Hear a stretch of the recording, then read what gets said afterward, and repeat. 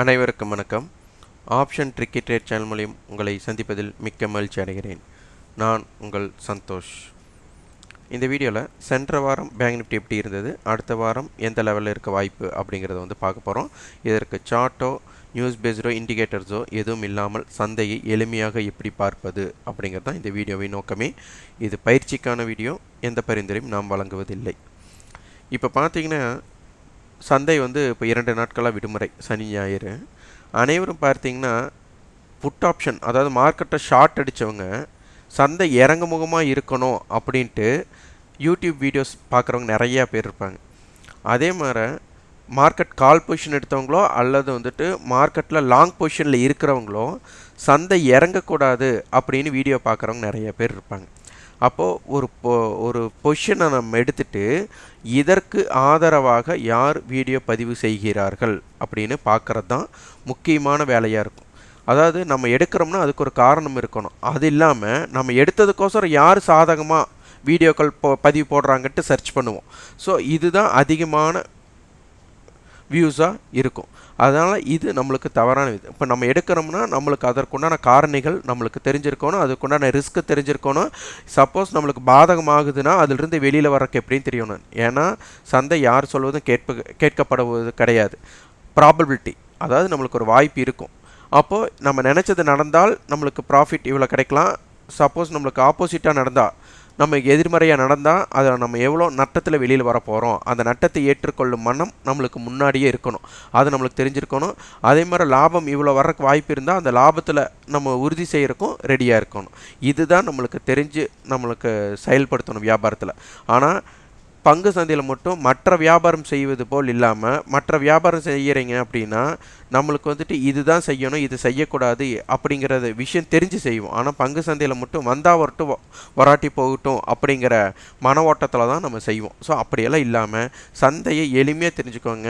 அதே மாதிரி வாய்ப்புகள் குறைவாக இருந்தால் நம்ம பார்வையாளராக மாறிடணும், வியாபாரம் செய்யக்கூடாது. அப்போது நம்ம பார்வையாளர் மாடத்தில் எப்போ இருக்கணும், களத்தில் விளையாட்டில் எப்படி இருக்கணும் அப்படிங்கிறதெல்லாம் தெரிஞ்சு தான் நம்ம வியாபாரம் செய்ய முற்படணும். முதல் இந்த பிரிவினை நம்மளுக்கு தெரியணும். அதற்கப்புறம் நீங்கள் எப்போ வேணால் லாபம் எடுக்கலாம், நஷ்டம் எடுக்கலாம். அதை எப்படி ஓவர் கம் பண்ணி வெளியில் கொண்டு வரணும் கூட உங்களுக்கு தெரியலாம். அதனால் சந்தையை எளிமையாக கற்றுக்கொண்டு வியாபாரம் செய்ய முற்படுங்க. இப்போ ஒரு தின பயணம் அப்படிங்கிறது நம்மளுக்கு 500 புள்ளிகள் வேணும். இப்போ திங்கக்கிழமை ஓப்பன் தான் நம்மளுக்கு ஓப்பன் 35,627. ஓப்பனுக்கு மேலே 682 புள்ளிகள். அந்த ஓப்பன் புள்ளி, ஏன்னா இங்கே எப்படி போனால் திருப்பி இந்த இடம் வராமல் திருப்பி கீழே வர முடியாது. இதுதான் நம்மளுக்கு இம்பார்ட்டன்ட் பிளேஸ். அப்போது ஓப்பனுக்கு மேலே எவ்வளோ போச்சோ அதனுடைய 2 மடங்கு நம்மளுக்கு ஓப்பனுக்கு கீழே போயிருக்கு. அப்போ இதுதான் நம்மளுக்கு தெரியணும். அப்போ இந்த ரேஷியோ தெரிஞ்சால் தான் சந்தையோட திசைகளை நம்ம பயணம் பண்ண முடியும். அப்போது மொத்த பயணம் 1956 புள்ளிகள். அப்போ நம்மளுக்கு தெரியும் 1000 to 1500 புள்ளிகள் ஒரு வாரத்தோட ரேஞ்ச். அப்போ அதனை கடந்து 400 புள்ளிகள் அதற்கு மேலே சென்றிருக்கு. ஸோ இது நம்மளுக்கு தெரிய வேண்டிய விஷயம். அப்போ ஒரு நாள் பயணம்னா 500, ஒரு வார பயணம்னா நம்மளுக்கு 1500, 1000 முதல் 1500 புள்ளி. அப்போ இந்த பயணத்தை அடிப்படையாக வச்சு தான் நம்ம வியாபாரம் செய்ய முற்படணும். இப்போது நம்மளுக்கு அட்டவணைப்படி பார்த்திங்கன்னா 34,500 புட், 34,000 புட், 34,500 கால், 35,000 கால் கொடுத்துருக்குறாங்க. இப்போ 34,500 புட்டும் 34,000 புட்டும் 34,500 கால். அப்போது இவங்களுக்கு உண்டான மல்டிபிள் ஹெட்ஜில் இவங்களுக்கு உண்டானது நடந்திருக்கு. அப்போ 34,500 காலுக்கும் 34,500 புட்டுக்கும் ஃபஸ்ட்டு போட்டி நடைபெறுது அப்படின்னு வச்சுக்கலாம். அடுத்து 34,500 புட்டுக்கும் 34,000 புட்டுக்கும் 34,500 காலுக்கும் நடைபெறுது. அப்போது முதல் நம்மளுக்கு 34,500 அப்படிங்கிறது மிக முக்கியமான இது. அடுத்து 34,250. அப்போ 34,250லேருந்து 34,500க்குள்ளே ஒரு வெற்றிடம் மாற. அப்போ 34,500 புட் ஆப்ஷன் அப்படின்னு எடுத்துகிட்டா 324னா அப்போ 34,150க்கு கீழே சந்தை நிலை பெறுவது சந்தைக்கு உகந்த இடமா அமையாது. 34,000 புட் 174. அப்போ 33,800 34,150 வர ஒரு இம்பார்ட்டன்ட் பிளேஸ். 33,800க்கு கீழே போச்சுன்னா நல்ல ஒரு செல்லிங் ப்ரெஷர் இருக்கக்கூடிய வாய்ப்பு இருக்கும்.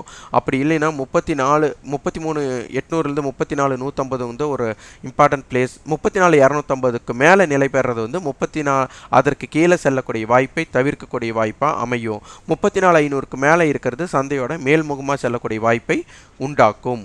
ஏன்னா 2 புட் ஆப்ஷன் நம்மளுக்கு அதிகமான வருத்தமாக. அப்போ இது மாதிரி பிரித்து நம்ம பார்த்து போட்டியின் ஆவரேஜ் சராசரியை பார்த்து செய்யறதுக்கு நம்ம முற்படணும். நம்மளுக்கு ஷார்ட் ரேஞ்ச் அப்படின்னு எடுத்துட்டா 34,218லிருந்து 35,045, வைட் ரேஞ்சுன்னு எடுத்துட்டா 33,773லிருந்து 35,427. ரெசிஸ்டன்ஸ் பார்த்தீங்கன்னா 34,845, 35,005, 35,250. Support level 34,412, 34,176, 33,823.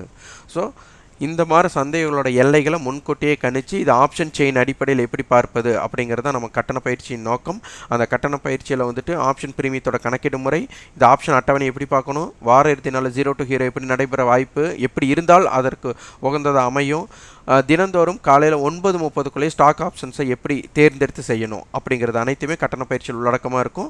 9842610908 என்ற வாட்ஸ்அப் எனக்கு தொடர்பு கொண்டு அதன் விவரத்தையும் உங்கள் விருப்பத்தையும் பதிவு செய்து கொள்ளுங்கள். நீங்கள் ஆப்ஷன் ட்ரிக்கி ட்ரேட் சேனலுக்கு சப்போர்ட் பண்ணணும்னு நினச்சிங்கன்னா எங்களோட ரெஃபரலாக அலைஸ் ப்ளோ நிறுவனம் மற்றும் ஜிபுல் நிறுவனத்தின் மூலிமா demat and trading account open பண்ணிக்கலாம். அதோட லிங்க் டிஸ்கிரிப்ஷனில் கொடுத்துருக்கோம், அதனை பயன்படுத்திக் கொள்ளுங்கள்.